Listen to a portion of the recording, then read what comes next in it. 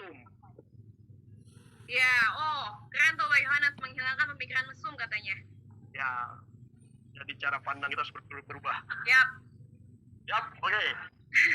Kita catat Pak. Terima kasih Ibu Bapak semua sudah komen juga di chat room.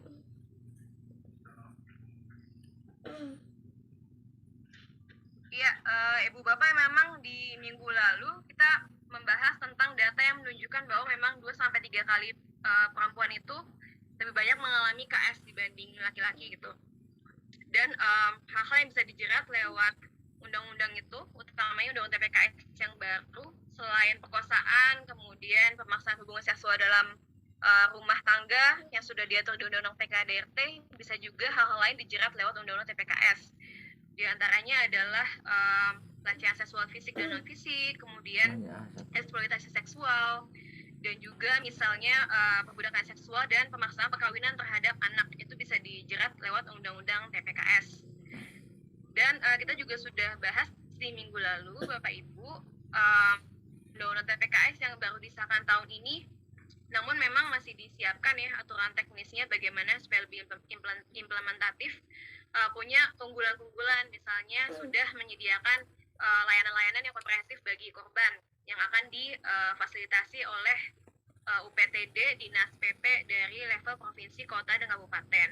Dan kemudian sudah mensyaratkan aparatur penegak hukum untuk lebih peka terhadap korban sehingga tidak mereviktimisasi dan juga memojokkan korban.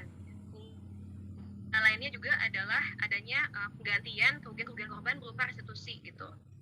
Jadi tidak hanya penjara gitu yang dikedepankan, tidak hanya denda yang dikedepankan, tapi juga bagaimana ganti rugi bisa diupayakan untuk korban yang mengalami KS gitu. Jadi memang banyak keunggulannya di undang-undang TPKS yang bisa kita gunakan dan sebenarnya bisa kita pelajari lebih lanjut di forum-forum lainnya maupun secara bersama ya di teman-teman jaringan buruh ini. Oke, minta tolong next Andi. Nah, ini adalah hasil kajian dari Never OK Project. Survei menunjukkan kalau misalnya di tempat kerja itu banyak sekali ditemukan pelecehan seksual lisan, pelecehan seksual fisik, dan pelecehan seksual non fisik berupa isyarat ya.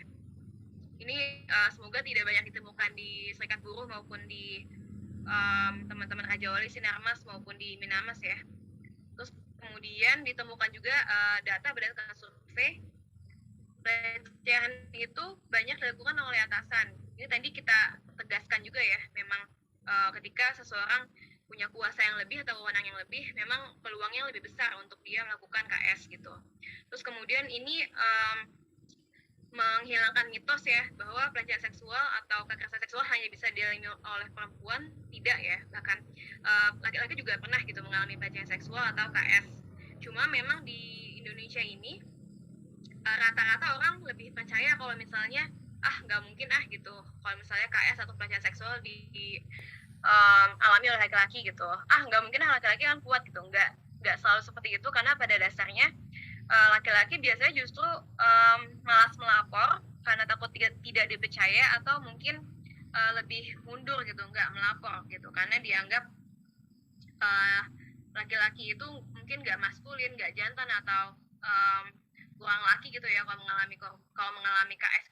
Padahal tidak ya, padahal sebenarnya baik laki-laki maupun perempuan punya hak yang sama untuk tidak dilecehkan di tempat kerja gitu ataupun di ruang lingkup yang lain. Tolong next Andi.